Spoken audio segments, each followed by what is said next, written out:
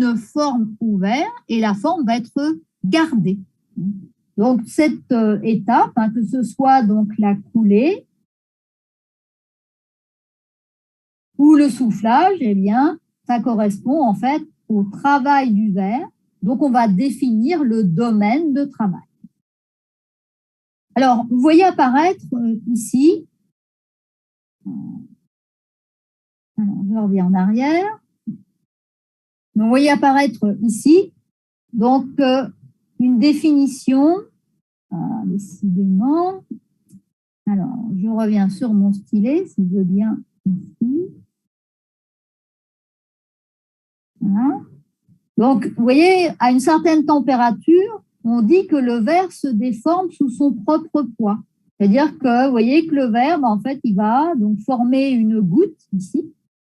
Et en fait, cette température où, en fait, le verre se déforme sous son propre poids, eh bien, il correspond à une certaine valeur, donc, de la viscosité.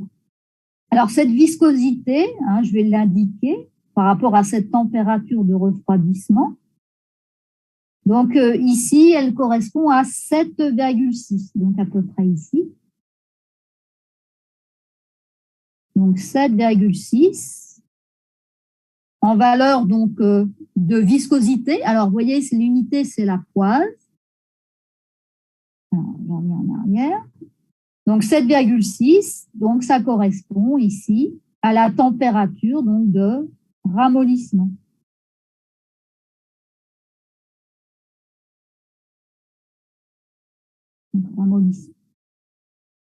On va voir que à des températures données correspond toujours une valeur donc, de viscosité. Alors maintenant, si je continue donc, le refroidissement donc, de mon verre, donc à un moment, eh bien, on va passer en dessous de la transition vitreuse. Donc en dessous de la transition vitreuse, eh bien, en fait, le verre va, le matériau va devenir un solide, donc il ne va plus se déformer. Et donc, on va obtenir, eh bien, donc, par exemple, une bouteille ou une vitre, suivant la forme que l'on a donc voulu obtenir. Alors, le problème, c'est que une fois qu'on a obtenu ce matériau solide, eh bien, il est très fragile, notamment au choc. S'il y a des petits chocs sur le verre, eh bien, en fait, il risque de se casser. Alors, cette fragilité au choc thermique, eh bien, elle est due à l'existence de contraintes. Alors, on va préciser des contraintes mécaniques à l'intérieur du verre qui sont dues au refroidissement. Et donc, on va effectuer, eh bien, une étape de recuisson ou de recuit. Les deux termes sont possibles. Alors, je vais l'écrire ici. Donc, recuit ou recuisson, c'est la même chose. Et en fait, ce recuit, alors qui va se placer à peu près à la transition vitreuse, vous voyez, à une température un petit peu supérieure à la transition vitreuse, eh bien, ça va permettre de relaxer les contraintes. Donc, relaxation des contraintes. Alors, pardon. Je reprends. Donc, relaxation des contraintes va faire disparaître donc, ces contraintes. Ici, alors, ça va permettre de relaxer donc, les contraintes. Ici. Alors, souligneur, voilà. Relaxation des contraintes. Et le matériau, eh bien, il ne sera plus sensible au choc. Donc, cette étape, elle est vraiment importante pour pouvoir ensuite utiliser le matériau pour différents usages, donc soit sous forme de verre ou sous forme de vitre. Donc, différentes étapes avec, pour terminer, donc, la recuisson ou le recuit. Alors, on a parlé en fait de la transition vitreuse et cette transition vitreuse, eh bien, elle définit également une certaine valeur donc de viscosité. Donc, vous voyez qu'à la TG, ici, eh bien, quelle que soit la composition du verre, on aura à peu près la même valeur de viscosité, entre 13 et 13,6 en unité logarithmique, donc 10 puissance 13 à 10 puissance 13,6. Donc, c'est vraiment une caractéristique universelle, c'est-à-dire qui s'applique à tous les verres, quelle que soit la composition. Donc, voilà pour cette courbe. Alors, maintenant, on va essayer de trouver l'équation qui va en fait décrire eh bien, la variation de la viscosité avec la température. Donc, je vais passer au transparent suivant. Donc, ici, on va en fait considérer que eh bien, lorsqu'il y a donc l'écoulement du liquide, alors je vais surligner ce terme, donc écoulement du liquide, eh bien, on va considérer que c'est associé à des sauts d'atomes dans les différentes lacunes du réseau. Donc, c'est un mécanisme qui va être activé par la température. Donc, quand un mécanisme est activé par la température, eh bien, souvent, on utilise la loi d'Arrhenius. Est-ce que vous avez déjà entendu parler de la loi d'Arrhenius ?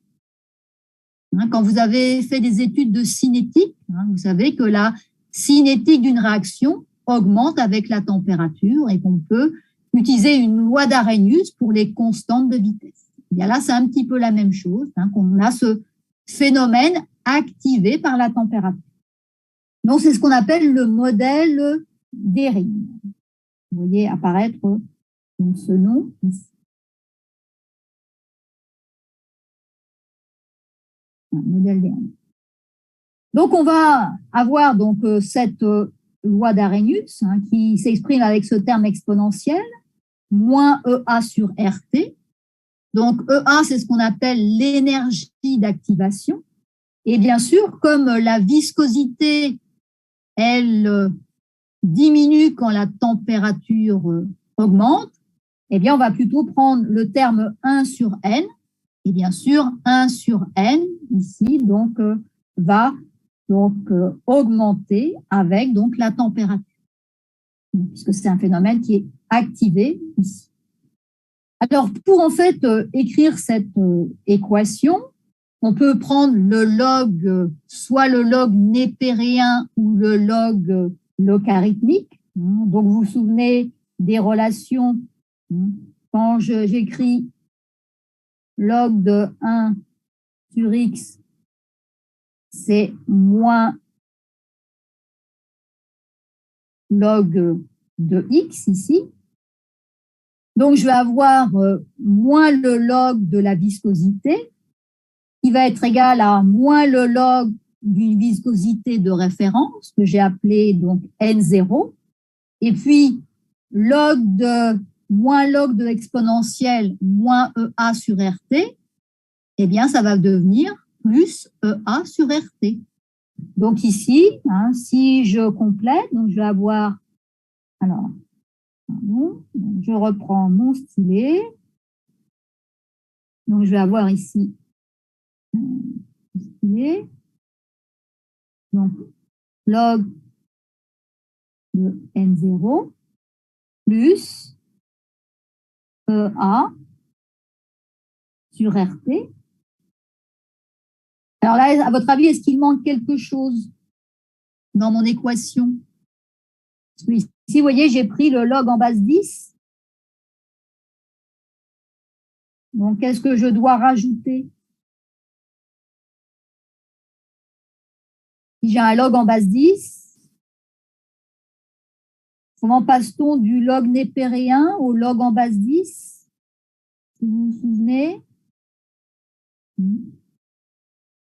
j'ai donc ln de x qui est égal à,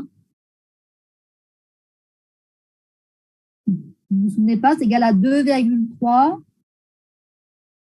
log en base 10 de x. Donc, si je prends le log en base 10, donc je vais devoir ici rajouter le terme 2,3 au dénominateur. Alors, ici, 2,3. Donc maintenant, on va regarder eh bien, si en fait cette loi d'Arrhenius, elle s'applique aux différents vers qui sont connus. Donc ici, vous voyez, j'ai représenté donc, le log en base 10. Alors, je vais reprendre mon surligneur. Donc, log en base 10. Et vous voyez que ici, je n'ai pas choisi 1 sur T, mais TG sur T. Et bien sûr, TG, c'est une constante pour une composition donnée. Alors, déjà, on peut trouver une valeur donc connue de la viscosité. On vient de voir que quand on est à la valeur de TG, eh bien, tous les verres ont la même viscosité. Donc, à T égale à TG, on va trouver donc la valeur ici de 13,6. Alors, c'est allé trop vite. Alors, je reprends mon pointeur. Donc, ici.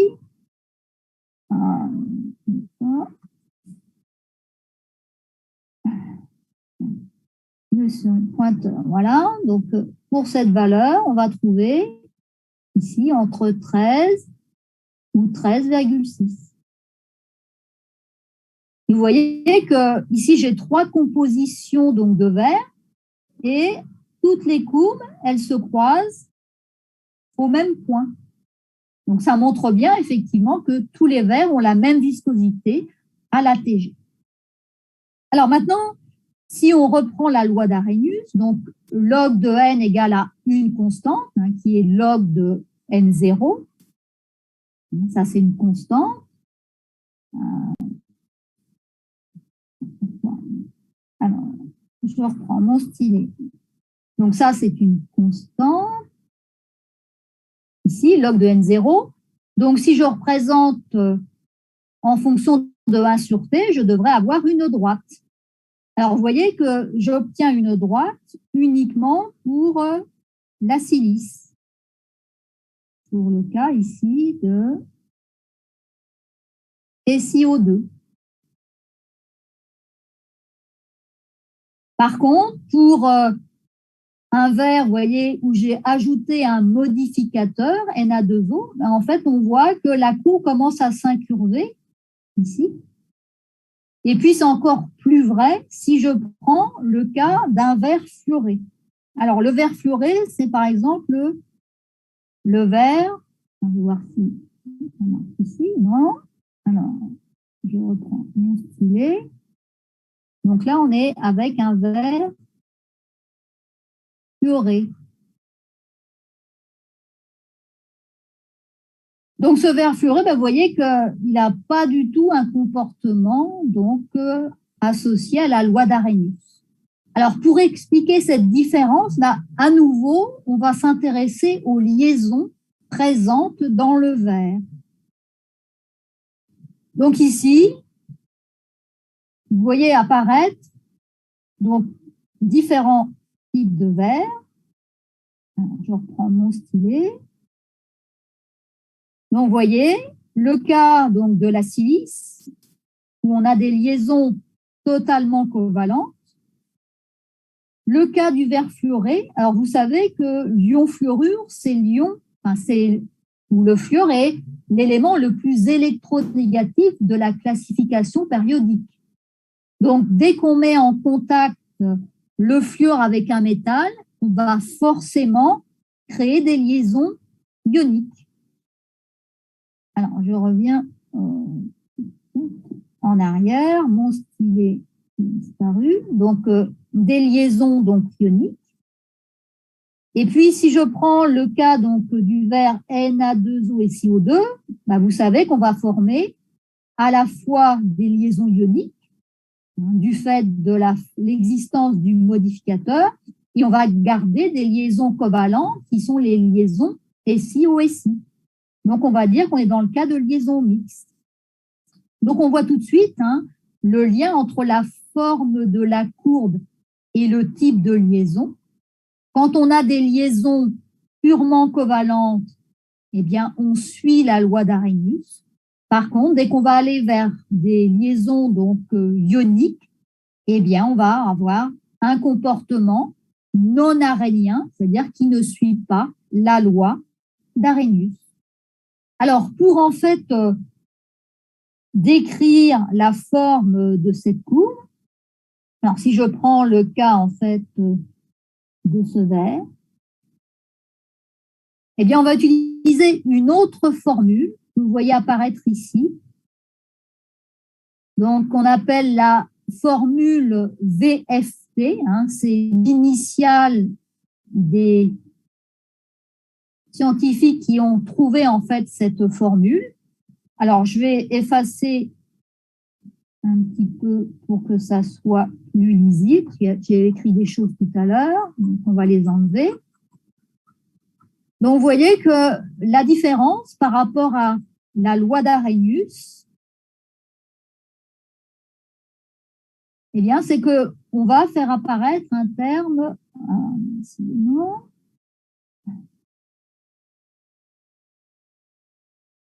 voilà.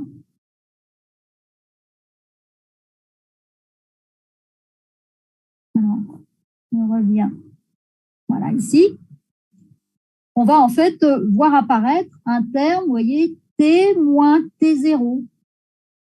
Donc, en fait, ce terme supplémentaire, vous voyez que quand on a une température T qui s'approche de T0, ce terme va être petit.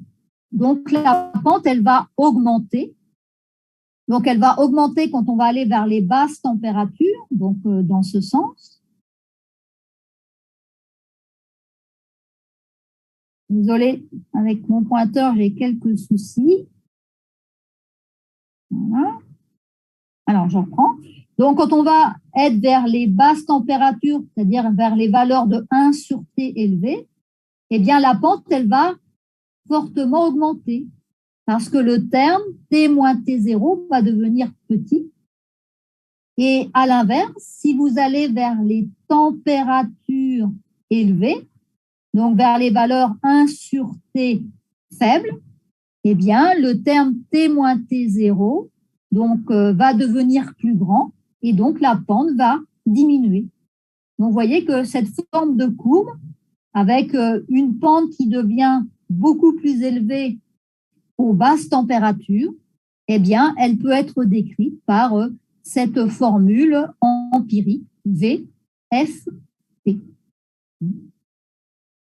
Alors, dernier point que l'on peut donc ici voir facilement, si on compare la silice et SiO2 au verre Na2O et SiO2, eh bien, vous voyez que pour une température donnée, si je prends une valeur de température, ici, je prends une valeur de température,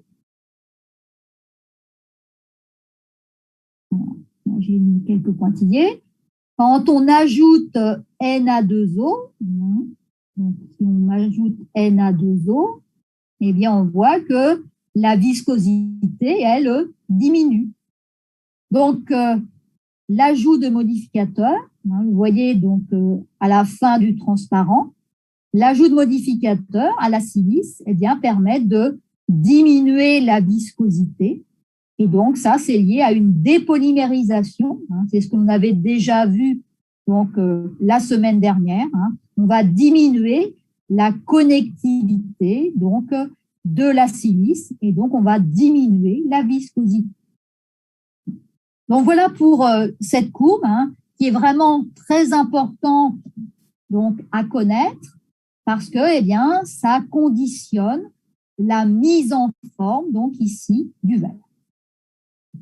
Alors maintenant, on va voir comment on fabrique un verre, donc quelles sont les techniques, notamment en regardant le cas particulier du verre à vitre et le cas donc ici du verre à bouteille.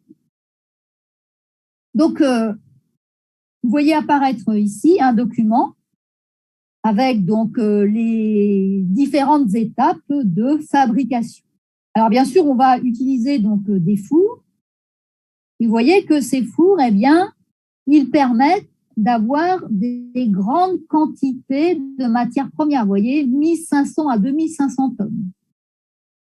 Donc, on va mettre ces matières premières à chauffer. Et vous voyez que dans une première étape, eh bien, on va avoir donc des réactions de décomposition, s'il s'agit de carbonate, ou des réactions de déshydratation, si vous partez d'hydroxyde. On a déjà vu ensemble ce type de réaction. Donc ça va se faire plutôt à basse température, vous voyez, inférieure à 800 degrés.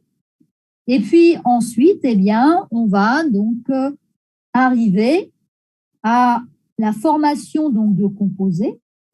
Donc, vous voyez, si vous avez en présence Na2O et SiO2, on peut par exemple former Na2 et SiO3. C'est un exemple. Il y a beaucoup d'autres composés qui peuvent se former. Une fois qu'on a formé ces composés, donc on va arriver à la fusion. Et ce qui est intéressant, c'est que quand on a mis par exemple des modificateurs, on a vu qu'ils diminuent la température de fusion, c'est ce qu'on appelle un fondant, et notamment la diminution de la température de fusion, elle va s'expliquer par la formation d'eutectique. Vous vous souvenez de ce terme, eutectique? Alors, je vais le réécrire.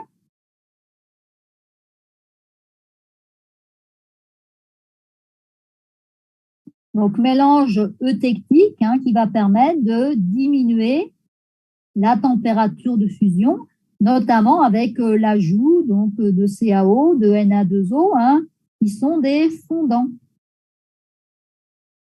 qui permettent de diminuer la température de fusion. Donc, on a vu tout à l'heure qu'il faut atteindre une viscosité faible, inférieure à 100 poises, pour réussir en fait à avoir un milieu homogène. Vous voyez apparaître ce terme homogénéisation qui est important. Et cette homogénéisation eh bien, va permettre de réduire les variations d'indice de réfraction. Alors, je vais vous donner les valeurs.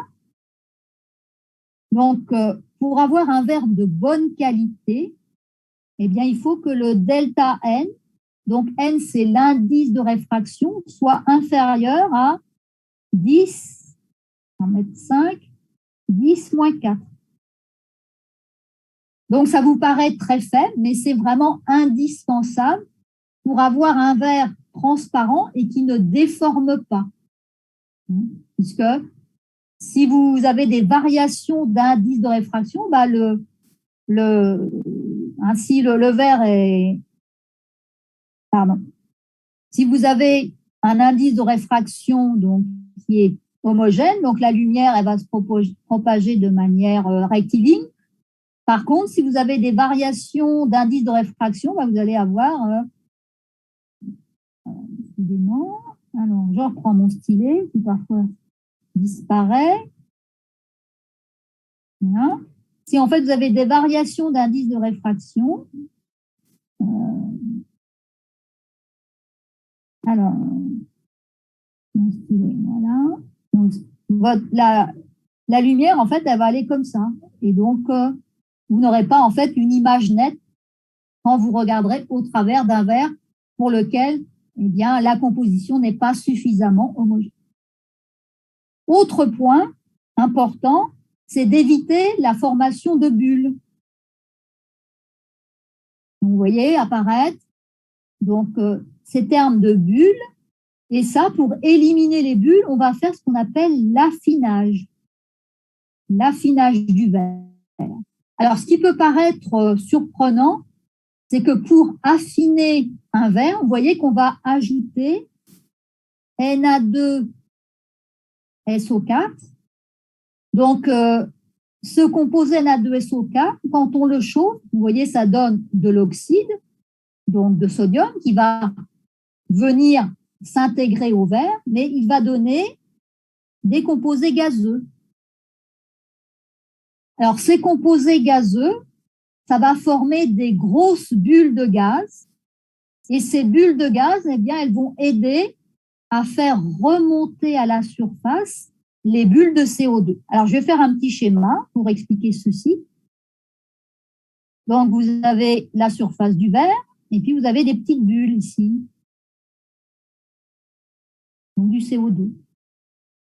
Et donc, avec notre composé Na2SO4, eh bien, en fait, on va venir former des grosses bulles.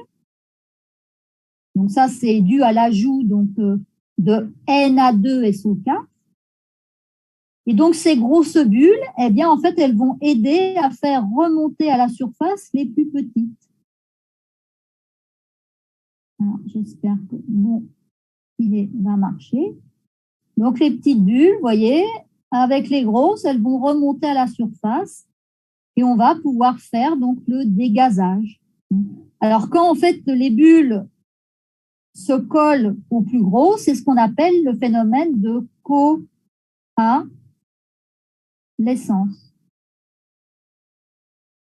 Les bulles se collent les unes aux autres et en fait, eh bien, les bulles arrivent à la surface et de cette façon, on va pouvoir donc faire le dégazage du verre.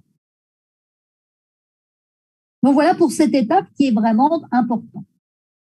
Donc une fois que notre mélange est homogène, qu'il n'y a plus de bulles, eh bien on va diminuer donc la température ici. Alors je reprends mon stylet. Donc on diminue la température pour faire les étapes de mise en forme ici. L'étape de recuit pour relaxer donc les contraintes mécaniques, ce dont on a parlé donc tout à l'heure.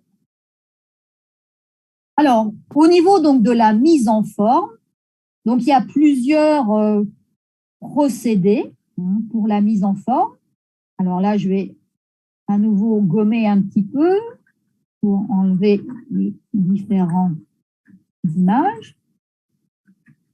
Alors tout d'abord, pour fabriquer par exemple une bouteille, eh bien en fait on va prélever une petite quantité donc du verre qui est maintenant une pâte visqueuse et cette petite quantité de verre on l'appelle le gobe. C'est l'équivalent d'une goutte de verre. Donc bien sûr on définit la quantité nécessaire. Et ensuite, eh bien, pour la mise en forme du verre, on va faire soit du soufflage ou du pressage. Donc, soufflage de verre, on va en fait voir avec le schéma donc suivant comment on fabrique cette bouteille. Alors, on va le voir ici. Vous voyez donc le procédé de soufflage. Donc, vous avez votre gobe ici, la petite quantité de verre que l'on vient mettre dans un moule et vous voyez qu'on va envoyer de l'air comprimé donc dans la partie basse du moule et en fait eh bien le verre va venir se plaquer, il se met donc sur les parois du moule pour former donc notre bouteille et ensuite il suffit d'enlever le moule pour avoir donc ici la forme finale. Alors, bien sûr, cette bouteille, on la met en fait dans un four de recuit pour lui donner de bonnes propriétés donc mécaniques. Donc, ça, c'est la première possibilité donc de faire du soufflage. La deuxième possibilité, c'est d'utiliser le pressage. Donc, vous avez une presse qui va venir donner la forme, donc par exemple un verre ou une assiette en verre. Donc voilà pour cette première technique de fabrication d'une bouteille par soufflage ou pressage. Alors ici, vous voyez que j'ai mis en rouge une caractéristique importante pour avoir un verre de bonne qualité. Vous voyez qu'on doit avoir pas plus d'une bulle par bouteille. Alors je l'ai transformé en mètres cubes, vous voyez, ça fait à peu près 10 000 bulles par mètre cube. Alors ça, en fait, ça va être intéressant de le comparer à cette valeur qui correspond au verre plat, c'est-à-dire le verre à vitre. Donc, vous voyez, il faut beaucoup moins de bulles dans un verre à vitre que dans un verre plat, parce que justement, on veut voir à travers la vitre. On ne veut pas que l'image soit déformée. Donc maintenant, on va regarder comment fabriquer le verre plat. Alors, on va ici décrire la méthode ou le procédé float, ici, vous voyez, qui date des années 60 et en fait qui va ici utiliser, pour avoir une surface plane, on va utiliser en fait de l'étain liquide. Donc ce métal donc liquide, il va donner une surface très plane. Et donc cette surface plane que vous voyez ici, molten metal, eh bien on va venir couler dessus le verre. Alors bien sûr, au départ, il y a les matières premières qui vont réagir et qui vont venir en fait se mettre à la surface donc, du métal, ce qui va donner une surface très plane. Ici. Et en diminuant la température, eh bien, le verre va devenir solide. Et pour contrôler l'épaisseur du verre, eh bien, on va jouer sur la vitesse. Alors, soutirer, c'est pour en fait faire avancer le verre. Donc, on soutire le verre, on le fait avancer, et la vitesse, eh bien, va permettre de fixer l'épaisseur ici, donc, de la vitre. Alors, pourquoi a-t-on choisi de l'étain et pas un autre métal? Eh bien, ça s'explique par, vous voyez, son domaine liquide. Il est liquide de 230 degrés jusqu'à 2600 degrés. Donc, c'est bien au-delà des températures utilisées pour la fusion des verres. Donc, voilà la raison pour laquelle on a utilisé donc l'étain.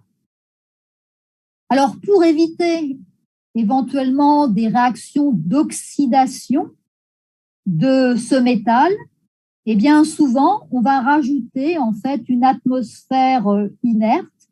On va rajouter donc ici du diazote. Alors, je vais rajouter ici. Donc, on va essayer peut-être de mettre du N2 dans l'atmosphère ici, de manière à éviter donc l'oxydation.